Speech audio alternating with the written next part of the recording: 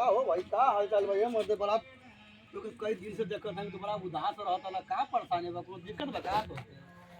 ना कोनो बात नहीं है। तब काहे इतना उदास रहता ना मर्दवा?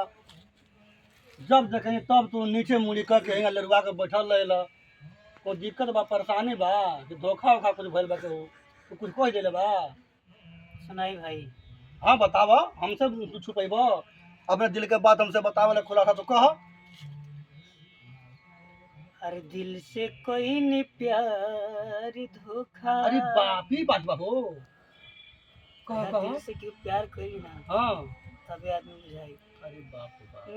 कि दिल से कोई नहीं प्यार धोखा हम्म। कि खाई गोइली भैया।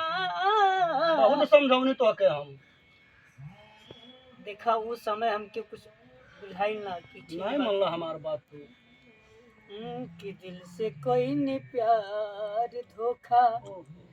अरे खाई गोइली भैया कि प्यार के चलते पागल आई गोइनी आई बाप, ये भैया। ऐसा बात जन कह दादा, हमरो रवाई आदत तोहार दुख सुन के। दिल से कोई नहीं प्यार धोखा आगे बताओ तो। खाई गोइली भैया कि प्यार के चलते पागल आई गोइनी भैया। और कुछ भइल? कुछ ना कह सकेली।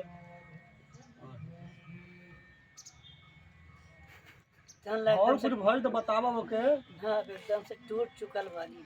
नहीं नहीं टूटम मत, बतावा ओकर रास्ता में निकली हो। अरे जियते जिंदगिया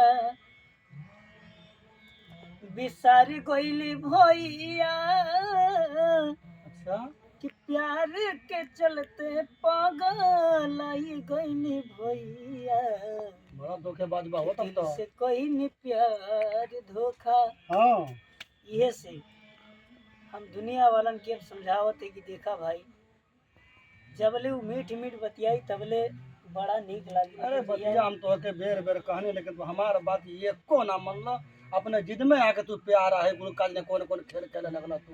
देखा जबले धोखा नहीं मिलेला, जबले ठोकर नहीं मिलेला ना, इंसान के आँख नहीं खुलेला। अब खुल गई ना। यही खातिर अब खाली अपन करियर पे ध्यान दे। ये तंदरा है कि और कुछ भइल आगे। रोवाई के आगे कुछ बुझात नहीं खे। नहीं कह रोलस कोनो बात बनी, परसनिया बताओ। रहे दी का कोई बात। अब ऊपर वाला जानी।